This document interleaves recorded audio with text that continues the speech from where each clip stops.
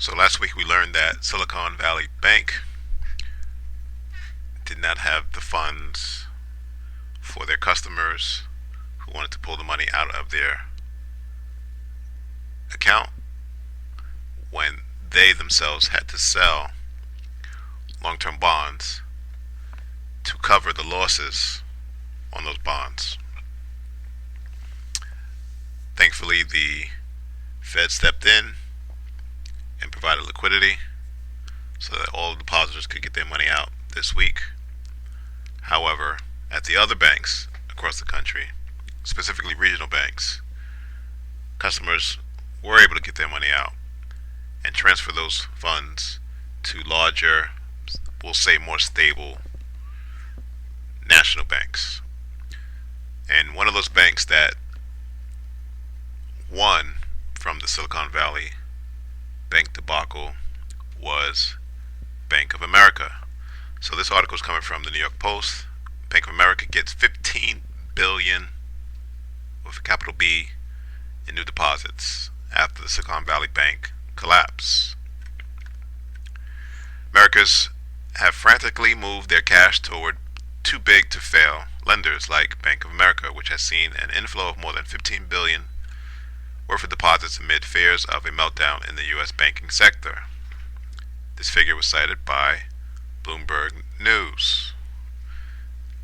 The mass migration to financial giants like Bank of America, the nation's second largest, come in the wake of last week's swift collapse of Silicon Valley Bank, the second biggest bank failure in U.S.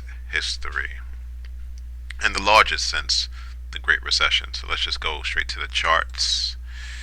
And this chart was marked up from, I guess, a previous video. And it appears that the monthly buyer zone at 29 is about to get breached. I'll leave it on the chart for now in case we do see a rebound. I'm not necessarily banking on that, so we'll find another level. I'll take this off once the breach has been confirmed. So there's another level here. I'll just mark it for now because you have resistance, support, support. So let's see if there's a level of interest there on the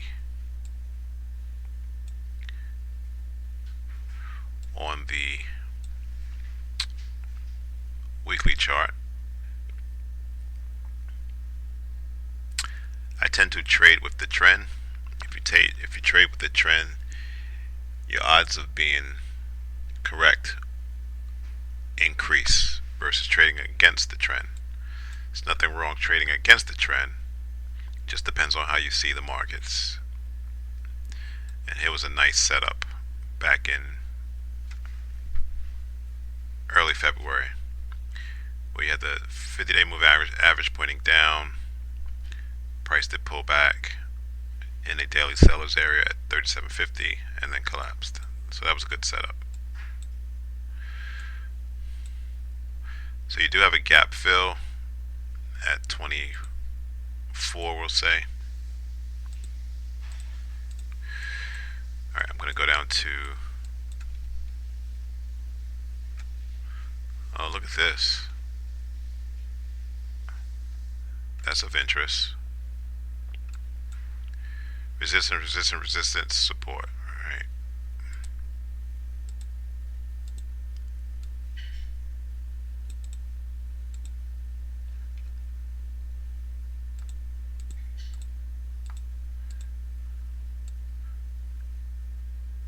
Support, resistance, resistance. Wow.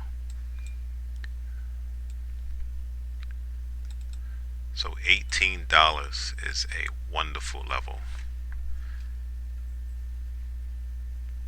to go long. Let me just go to the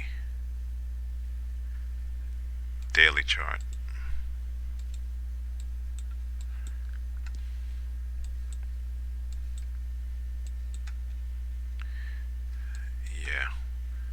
like this gap fill here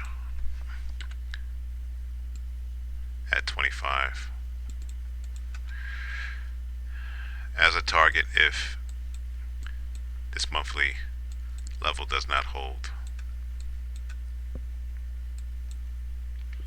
Don't see anything else.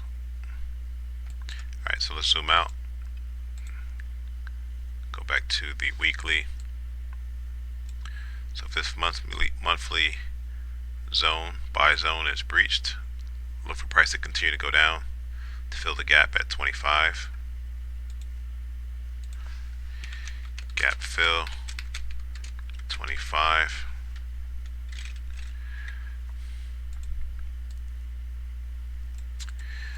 If we see further deterioration in the markets,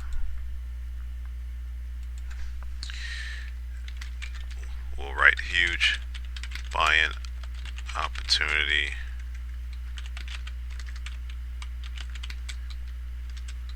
at 18.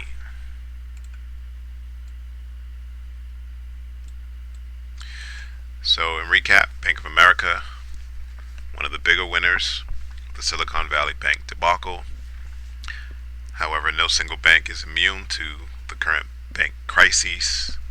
We may see further declines if citizens, customers continue to lose confidence in their bank, in the banking system, in the feds. If that happens, next target is the gap fill at 25. And if price continues to decline in the broader sector market, a huge buying opportunity at 18. Thanks for watching, subscribe, and please like the video.